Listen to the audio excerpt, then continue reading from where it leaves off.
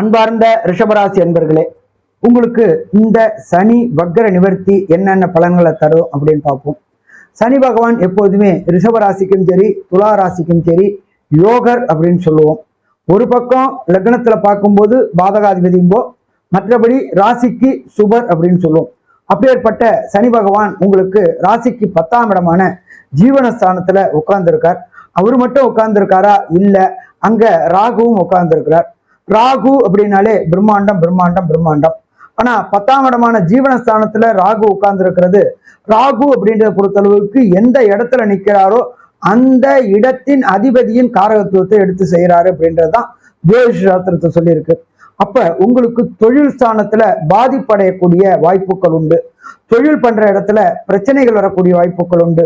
தொழில்ல முடக்கமும் சுணக்கமும் வரக்கூடிய வாய்ப்புகள் உண்டு. அதுவும் பார்த்தாக்க சின்னத்திரை பெரிய திரை கலைஞர்களுக்கு இந்த சனி வக்ர நிவர்த்திக்கு அப்புறம் வாய்ப்புகள் மறுக்கப்படக்கூடிய வாய்ப்புகள் உண்டு. உங்களுடைய ரெகக்னைஸ் கிடைக்காம இருக்கக்கூடிய வாய்ப்புகள் உண்டு. பொருளாதாரத்தில் சறுக்கல்களும் தடங்கல்களும் தாமதங்களும் வரக்கூடிய வாய்ப்புகள் உண்டு. என்ன ஒரு ஆறுதலான விசேஷம் அப்படின்னாக்க, சனி பகவானுடைய 3ஆம் பார்வையா உங்களுடைய ராசிக்கு 12ஆம் இடத்தை பார்க்கறாரு. அப்ப நீங்க இருக்கிற இடத்த விட்டு வெளியூர் வெளிமாநிலம் வெளிநாடு போனீங்க அப்படின்னு சொன்னாக்க பிரச்சனைகளை தவிர்க்கக்கூடிய வாய்ப்புகள் உண்டு. இதை தவிர பார்த்தோம்னாக்க சனி பகவானோட விசேஷ பார்வை அப்படின்றது 7ஆம் பார்வையா உங்களுடைய ராசிக்கு 4ஆம் இடத்தை பார்க்கறாரு. 4ஆம் இடம் அப்படின்றது வண்டி வாகனஸ்தானம் மற்றும் மாத்திருஸ்தானம்.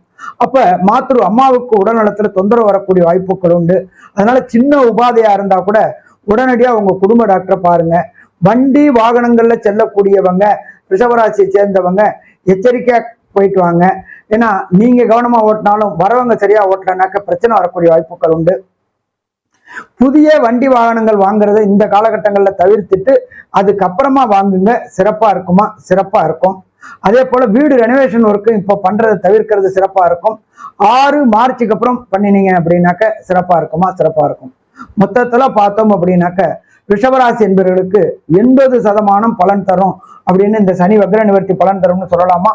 சொல்லலாம். நன்றி, நமஸ்காரம்.